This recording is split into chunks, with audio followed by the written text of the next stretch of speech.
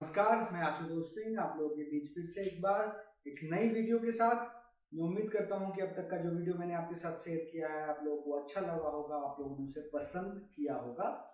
आज का जो वीडियो मैं बना रहा हूं वो मूलतः राजनीति पे है, और मैं ये कहूं कि बिहार की राजनीति पे है, क्योंकि बिहार में भी चुनाव है। इससे पहले कि आप इसे ये समझें कि राजनीति से आपको दूर रहना चाहिए, मुझे या आपको दूर रहना चाहिए, मैं आपको ये बता दूं कि ये जो आपका सोच है या किसी का भी सोच है वो सोच गलत है। ऐसा क्यों कह रहा हूं मैं? क्योंकि ये सिर्फ मेरा कहना नहीं है, बहुत से बड़े लोगों का मानना भी है, जिनमें से एक चाणक्य है जिन्होंने बहुत अच्छी बातें बोली हैं, लिखी हैं। उनसे जब पूछा गया था कि एक देश का सबसे बड़ा दुश्मन क्या है और कौन है, तो उन्होंने सीधे स्तर पे बोला था कि देश या दुनिया का सबसे बड़ा दुश्मन वो युवा है जो अपने आप को ये मानता है कि उसको राजनीति से दूर रहना चाहिए। ये सही भी है, क्योंकि राजनीति जो है वो डे टू डे लाइफ से जुड़ी हुई है, वो दिनचर्या है, दिनचर्या है हमारा। हम आज क्या कर रहे हैं या कल क्या करेंगे या क्या कल कर पाएंगे, ये पूर्णतः राजनीति से जुड़ा हुआ है, बेसिक राजनीति से जुड़ा हुआ है। हो सकता है कि डायरेक्टली ना, बट इनडायरेक्टली, क्योंकि जो भी पॉलिसीज आती हैं या जो भी हमको करना है वो कौन डिसाइड करता है? राजनेता। राजनेता कहाँ से चुने जाते हैं? हमसे और आपसे कौन चुनता है? हमसे। ये पूरी प्रक्रिया क्या है? ये पूरी प्रक्रिया राजनीति है। तो राजनीति से जुड़ना चाहिए और जानना चाहिए, मानना चाहिए। और ये हमारे सिलेबस में भी है, क्योंकि हमारा जो स्कूलिंग व्यवस्था है उस व्यवस्था में इसको डाला गया है, और हम लोग इसको पढ़ रहे हैं शुरू से कि क्या है, एक एमपी का काम क्या है, एक एमएलए का काम क्या है, पंचायत का काम क्या है, पंचायती सिस्टम क्या है, सब कुछ हमें बताया गया है। बट हम ये मानना नहीं चाहते हैं। हम सोचते हैं जान लिए, एग्जाम में पढ़ लिए, खत्म कर दिए, बात खत्म, फिनिश। ये गलत है, ठीक है। अब मैं आता हूँ सीधे पॉइंट पे कि क्या है इशू, क्या है, कैसे चुनना चाहिए। देखिए, अगर आप किसी को चुनाव में चुनने जा रहे हैं, चाहे जो भी पार्टी का हो, भाजपा का हो, निर्दलीय हो, लोजपा का हो, आरजेडी का हो, कांग्रेस का हो, उसमें मूलतः तीन चीजें आपको देखनी चाहिए। पहला, जो आदमी कैंडिडेट है वो कहाँ का है, वो लोकल है कि नहीं है। दूसरा, उसका बैकग्राउंड क्या है, वो पढ़ा लिखा है कि नहीं। तीसरा, उसका विजन क्या है। पार्टी का विजन इज वन थिंग, और उसका खुद का विजन, ये सोच, इट इज डिफरेंट थिंग। ये जो है, ये तीन चीज कहाँ से आती है? ये तीन चीज जो है वो उसके ड्यूटी से आती है। अगर आपको याद हो और आपको ना पता हो तो मैं बता दूं, एक एमएलए का, अभी एमएलए का चुनाव है, अभी विधानसभा का चुनाव, तो मैं एमएलए पे ही आ रहा हूँ। एक जो एमएलए होता है उसका काम है तीन। पहला काम है कि क्षेत्र में जो प्रॉब्लम है उस प्रॉब्लम को समझे। दूसरा काम है उस प्रॉब्लम को उठा के जहाँ पे एक सही पोर्टल है, जो कि सदन है, विधानसभा है, वहां पे जाके इसको डाले पटल पे, और तीसरा फीडबैक लेके उस पर एक्शन कराए। इस बात को समझिए कि एक एमएलए कैसे काम करता है और एमएलए की व्यवस्था क्या है, क्यों जरूरी है कि एक एमएलए अपना सदन में सवाल उठाए या आपसे या हमसे बात करे। अगर आप किसी कंपनी में काम करते हैं या आप किसी स्कूल में टीचर हैं या फिर आप स्कूल में जाते हैं या पढ़ते हैं, तो आप इस बातों को समझ पाएंगे कि अगर मैं एक बात करूँ एक कंपनी का, तो कंपनी का जो हेड होता है, उसके हेड के नीचे 3 आदमी, उसके अंदर 10 आदमी, ऐसे ऐसे बढ़ते जाता है, राइट। ऐसा क्यों बढ़ता है? इसलिए बढ़ता है क्योंकि वो जो सिंगल आदमी है उसके पास पॉसिबिलिटी नहीं है कि सब आदमी अपने सारी कंपनी के सारे एम्प्लॉय के पास जाके एक एक करके सब कुछ बताए और प्रॉब्लम सुने। तो वो अपना क्या करता है, वो बांट देता है कि मेरा ये काम है, मैं हेड हूँ, डिसीजन भी mind, but it's your duty, और जिसकी भी ड्यूटी हो आके उसको बताए। स्कूल में ये काम प्रिंसिपल का होता है, कॉलोनी में काम उसका जो कॉलोनी प्रेसिडेंट होता है, घर में हेड ऑफ द फैमिली, आपके पापा, आप, मेरी मम्मी या मम्मी पापा दोनों का होता है, ठीक है। अब एक एमएलए का काम है कि वो सबसे पहले सामाजिक प्रॉब्लम को समझे, उस प्रॉब्लम को सदन में ले जाके डाले, उसके बाद सीएम के पास जाके या जो भी मिनिस्ट्री है उससे जाके बात करे।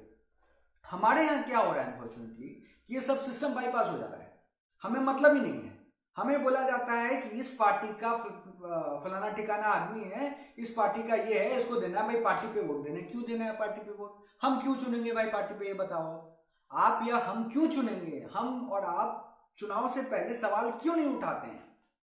मैं इस सवाल को इसलिए उठा रहा हूं क्योंकि ये सवाल मैंने अपने क्षेत्र, मैं हाजीपुर क्षेत्र का हूं, अपने विधायक श्रीमान अवधेश सिंह से 5 बार लिखित आवेदन दे चुका हूं। उसके बाद भी जब मैं जानने का कोशिश किया कि उन्होंने सदन में ये सवाल उठाया है कि नहीं, तो मैंने देखा उन्होंने ऐसा कुछ किया ही नहीं है। ये आपके साथ भी हुआ होगा। तो ये जो पूरा का पूरी प्रक्रिया है, इस पूरी प्रक्रिया को जो पार्टीज हैं ये हटा दे रही हैं, इसको बाईपास कर दे रही हैं। आप नीतीश कुमार के नाम पे वोट दो। नहीं भाई, नीतीश कुमार अकेले कुछ नहीं कर सकते हैं, अकेले तेजस्वी यादव कुछ नहीं कर सकता, अकेले चिराग पासवान कुछ नहीं कर सकते हैं। उनका जो सबऑर्डिनेट है उनको चुनना है आपको। तो अगर आप चुनाव में जा रहे हैं तो आप एक क्षेत्रीय पार्टी हो या निर्दलीय विधायक के लिए जो खड़ा हो, उस आदमी से ये सवाल जरूर पूछिएगा कि आप कितने दिन चुनाव में, कितने दिन सदन में जाइएगा। आपको पता है उनको सैलरी मिलती है, अच्छी खासी मोटी रकम मिलती है, वो इसलिए नहीं मिलती है कि वो चुनाव में खड़े होकर खर्च कर दे। जी नहीं, मैं करप्शन की बात ही नहीं कर रहा हूँ अभी। Corruption is entirely different thing. अभी मैं मान के चलूँ कि सब करप्ट नहीं है, उसके बावजूद इनका जो मूल वेतन है, उस वेतन के अंतर्गत इनको सदन में जाके अपना बात रखना है, डिस्कशन करना है, बट ये लोग करते नहीं है। उसका नतीजा क्या भुगतता है? उसका नतीजा हम और आप भुगतते हैं। जो केंद्र में है, जो मेन राज्य का हेड है, हेड ऑफ द डिपार्टमेंट है, उनको कुछ मालूम ही नहीं इशू क्या हो रही है। राइट, समझ रहे हैं आप क्या कह रहा हूं मैं? तो ये जो पूरा पूरा मुद्दा है, ये कभी भी एक पार्टी से मत जोड़िए। एक पार्टी को समझ के कि हम इस पार्टी को वोट देने जा रहे हैं, मत दीजिए। ये समझ के कि ये मुख्यमंत्री उम्मीदवार है, उसको वोट देने जा रहे हैं, ऐसा मत करिए। मुझे पता है कि राजद ने जो इतिहास में किया है, मैं उसी समय का हूँ। मैं बिहार में 2011 तक रहा हूँ, और मान के चलिए मैं बस 6 साल नीतीश जी की सत्ता में रहते हुए रहा हूँ, पर उसमें मैंने बदलाव देखा है। मैंने देखा है चीजें बदली हैं।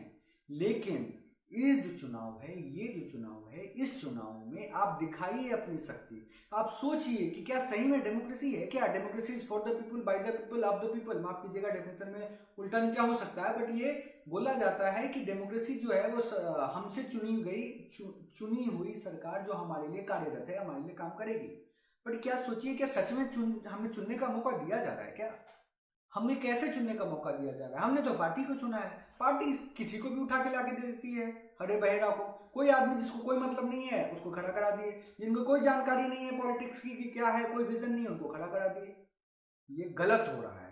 हम और आपको इसको रोकना होगा। इसको कैसे रोकेंगे? हम और आप अपनी स्तर पे जहां जिसको देखें कि वो कार्य कर सकता है, उसको सपोर्ट करेंगे। हम और आप अपनी नौकरी छोड़ के नहीं जा सकते। सही बात है, मानते हैं इस बात को, क्योंकि हम लोग रिस्क नहीं लेना चाहते हैं।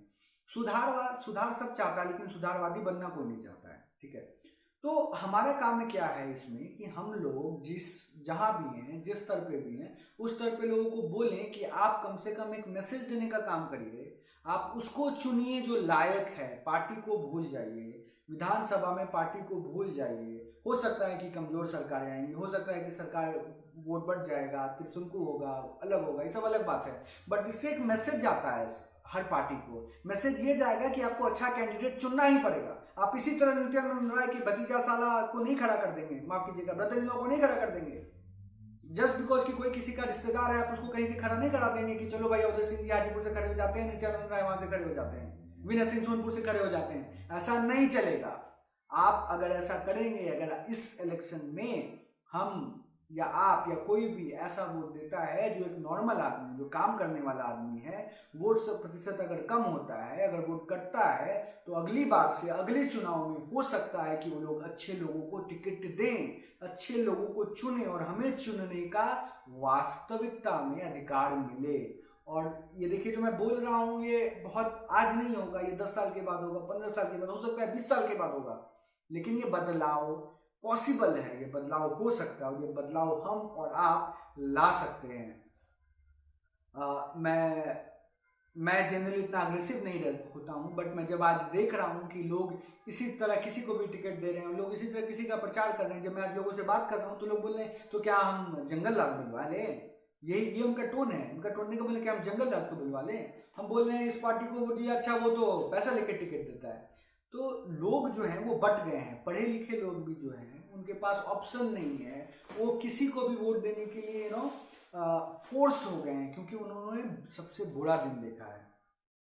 तो मैं बस यही कहना चाहूँगा, अंततः सबसे आप लोगों से निवेदन करना चाहूँगा कि जो भी आदमी आपसे वोट लेने आ रहा है या वोट मांगने जा रहा है, उनसे ये सवाल आज की डेट में पूछिए। और ये जब चुनाव हो भी जाता है तो आप अपने जनप्रतिनिधि के पास जरूर जाएं, उनको अपनी समस्या जरूर बताएं, उनसे मिलें, उन पे चिट्ठी लिखें और सब कुछ खत्म करने की कोशिश करें। अगर हम और आप सवाल नहीं पूछेंगे तो जो मीडिया है वो टीआरपी के लिए सवाल पूछती है, उसका कोई काम नहीं है।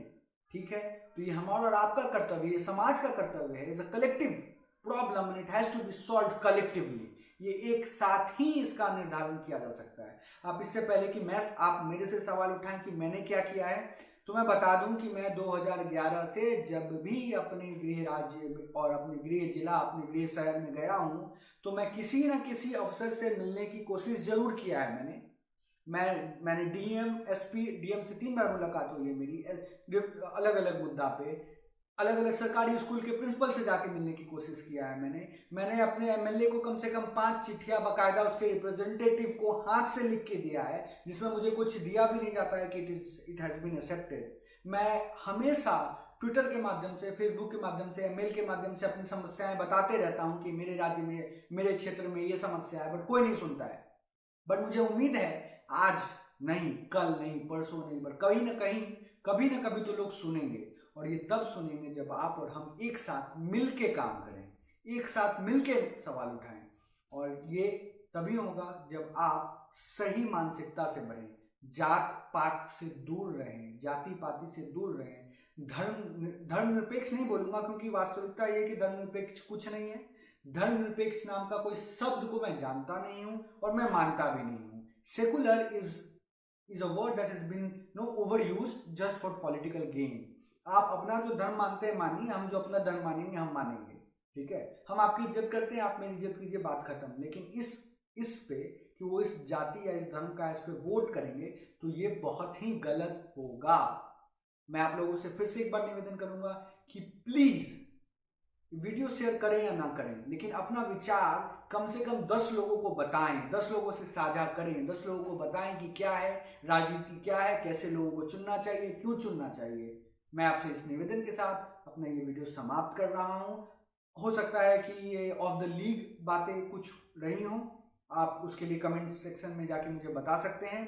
अगला जो वीडियो मैं बनाने जा रहा हूं या बनाऊंगा वो काफ़ी रोचक होगा, वो मेरी ज़िंदगी पे होगा कि कैसे मैं एक मध्यम क्लास आप कह सकते हैं से उठ के कहीं भी आज जहाँ भी हूँ और कैसे आया हूँ मैं, कैसे बिहार में स्ट्रगल क्या का शब्द आप यूज कर सकते हैं, स्ट्रगलिंग के बाद मैं आया, कैसे आप आया, कहाँ कहाँ मुझे बेइज्जत किया गया कि आप बिहार से हो, जिसमें कि मेरी पहली कंपनी है जिसमें मैं इंडिया में काम करता था, या मेरी यूनिवर्सिटी है जहाँ पे मैं पढ़ाई करता था। और ये मैं अपने नेक्स्ट वीडियो में बताऊंगा और मैं ये बताने की कोशिश करूंगा कि कैसे अगर आप सही हो, आप स्ट्रांग हो, तो आप कुछ भी कर सकते हैं। क्योंकि जैसा मैंने पहले बोला था कि कि हम कुछ भी कर सकते हैं, बस करने की इच्छा शक्ति चाहिए। आप प्लीज लोगों को बताएं, समझाएं कि वोट जरूर करें, पर पार्टी को ना करें, किसी कैंडिडेट को करें, उसको सोच के, उसको जान के करें। और जब चुनाव खत्म हो जाता है फिर भी अपने आप को राजनीति से दूर ना करें, सवाल उठाएं, उठाते रहें, चाहे जिस स्तर पे हो, सवाल उठाएं। नमस्कार।